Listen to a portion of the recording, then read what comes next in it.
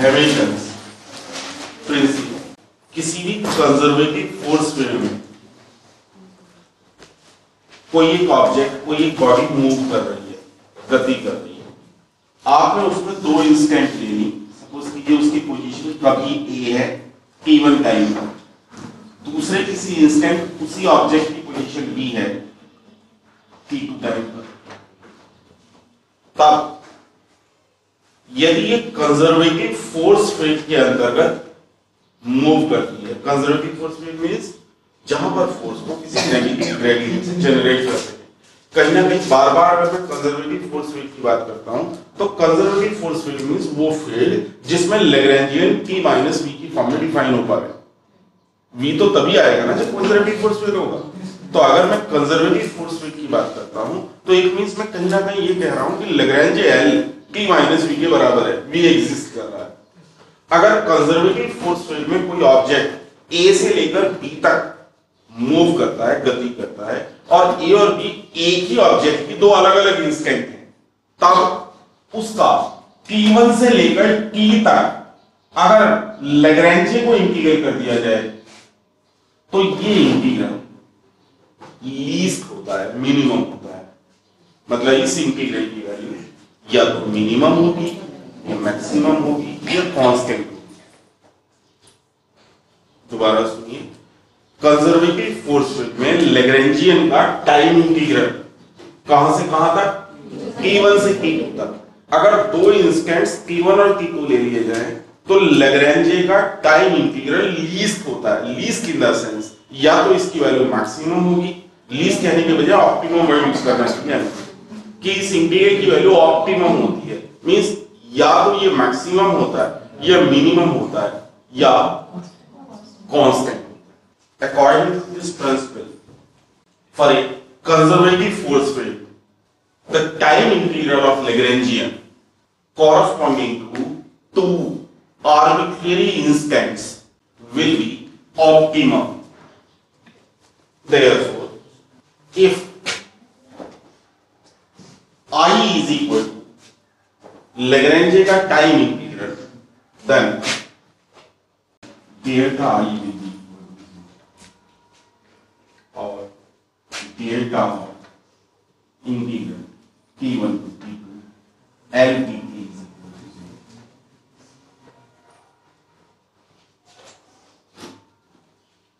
which is the Hamilton's principle। कि अगर हम लैग्रेंजे का टाइम इंटीग्रल करेंगे तो लैग्रेंजे का टाइम इंटीग्रल किन्हीं भी दो आर्बिट्रेरी इंस्टेंट्स पर हमेशा ऑप्टिमम होगा। मींस या तो मैक्सिमम होगा या मिनिमम होगा या कांस्टेंट होगा।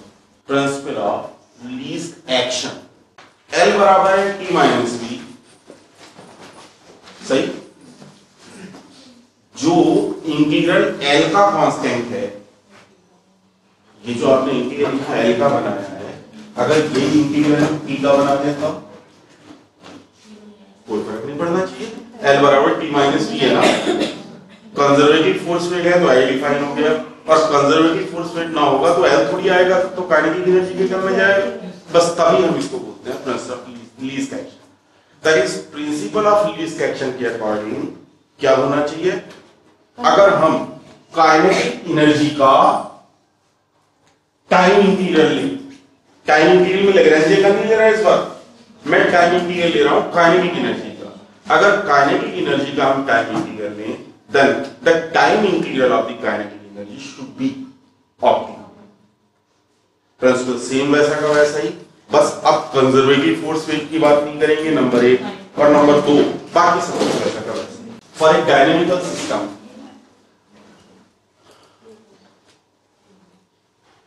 the time integral of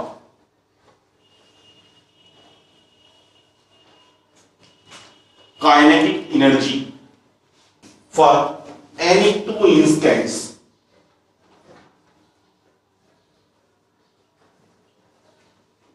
remains optimum।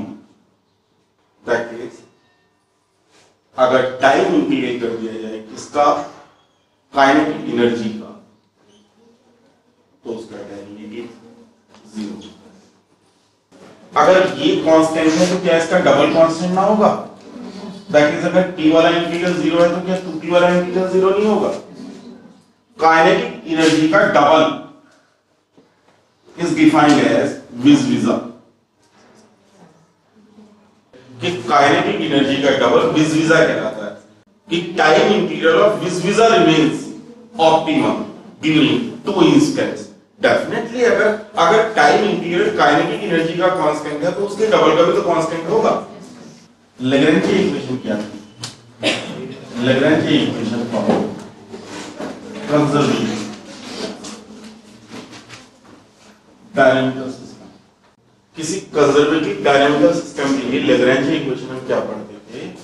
d/dt of tan L by tan theta dot या qi dot minus tan L by tan qi is equal to 0। And साथ ही साथ अकॉर्डिंग टू हैमिल्टन्स प्रिंसिपल कि लैग्रेंजे का time integral अगर इन्हीं भी दो इंस्टेंट्स मिले तो उसका डेरिवेटिव हमेशा 0। दो चीजें हमने अब तक पढ़ी कि अगर कोई कंजर्वेटिव फोर्स फील्ड है तो लैग्रेंजे इक्वेशन ये है d/dt of del L by del qi dot minus del L by del qi is equal to 0, जहां L फंक्शन है किसका? qi का और qi डॉट्स का, और साथ में साथ टाइम का। qi का फंक्शन है, qi डॉट का फंक्शन है और टाइम का फंक्शन है। और साथ ही साथ अकॉर्डिंग टू हैमिल्टन प्रिंसिपल ये वाला लैग्रेंजे टाइम इंटीग्रल इस लैग्रेंजे का हमेशा ऑप्टिमम होता है। अब वेरिएशन ऑफ पैरामीटर में क्या सोचा गया कि ये थ्योरी L पर ही क्यों लागू हो? L तो कोई भी फंक्शन हो सकता है। अगर हम कोई भी फंक्शन लें, L को थोड़ी देर के लिए f बोल दो, जस्ट समझने की कोशिश करिए, और हम ये कहें कि यदि f इस कंडीशन को पूरा करेगा तो f का इंटीग्रल टाइम इंटीग्रल 0 होगा। टाइम इंटीग्रल 0 नहीं होगा, टाइम इंटीग्रल ऑप्टिमम होगा। f का टाइम इंटीग्रल ऑप्टिमम होगा यदि वो f लैग्रेंजे इक्वेशन को सैटिस्फाई करे।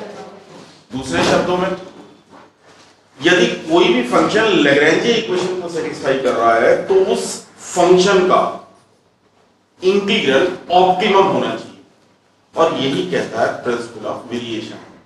According to principle of variation अगर कोई भी फंक्शन हम ले लें, सपोज कीजिए x का, y का और y डैश का, मैं जनरल बात कह रहा हूं, थीटा की सब गायब हो गए। If f is a function of y, y dash और x, then the integral, अब जरा कंपेयर करने की कोशिश करिए। इंटीग्रल में किसका चाहूंगा? f का। किसके किसके रेस्पेक्ट में? वेरिएबल कौन है ना, इस बार वेरिएबल x हो गया, वेरिएबल तो x लिया है। The integral x1 to x2 f dx remains optimum कब? whenever। लैग्रेंजे इक्वेशन में t किसको कह रहे हो आप? t को आपने किससे बदल दिया? x। qi डॉट को किससे बदल दिया? y dash. यहां पे qi डॉट t के रेस्पेक्ट में डेरिवेटिव दी तो है। अब अगर डैश लिखे तो किसके रेस्पेक्ट में डिफरेंशियल आता है? x के। जब हम y पे डैश लगाते हैं तो y dash means dy by dx ना, है कि नहीं? मींस ये पूरा का पूरा टर्म क्या बन पड़ेगा? t by dt के बजाय हो जाएगा t by dx। del L by del qi dot की बजाय हो जाएगा del f by del y dash minus del f by del y is equal to 0। That is equation will be d by dx del f by del y dash minus del f by del y is equal to 0। ये equation कहलाती है ऑलर्स लैग्रेंजे equation. किसी भी function का x के respect में integral optimum हो तो वो इंटीग्रल ऑप्टिमम तब होगा यदि f, इसको फंक्शनल बोलते हैं, यदि ये फंक्शनल f इस ऑलर्स लैग्रेंजे इक्वेशन को सेटिस्फाई करता है। आप देख पा रहे होंगे कि ये सिंपली लैग्रेंजे इक्वेशंस को ही हमने रीस्टेट किया है। प्रिंसिपल ऑफ वेरिएशन यूं डिफाइन है कि अगर कोई भी फंक्शनल y डैश और x का हो और उस फंक्शनल का x के रेस्पेक्ट में इंटीग्रल ऑप्टिमम हो, तो इंटीग्रल ऑप्टिमम तब होगा जब वो ऑलर्स लैग्रेंजे इक्वेशन सेटिस्फाई करेगा। यदि वो ऑलर्स लैग्रेंजे इक्वेशन सेटिस्फाई करेगा तो इंटीग्रल ऑप्टिमम होगा, और इंटीग्रल ऑप्टिमम होगा तो वो ऑलर्स लैग्रेंजे इक्वेशन सेटिस्फाई करेगा। यहां से बहुत सारे रिजल्ट्स डिराइव होते हैं, 2-3 मिनट में करूंगा।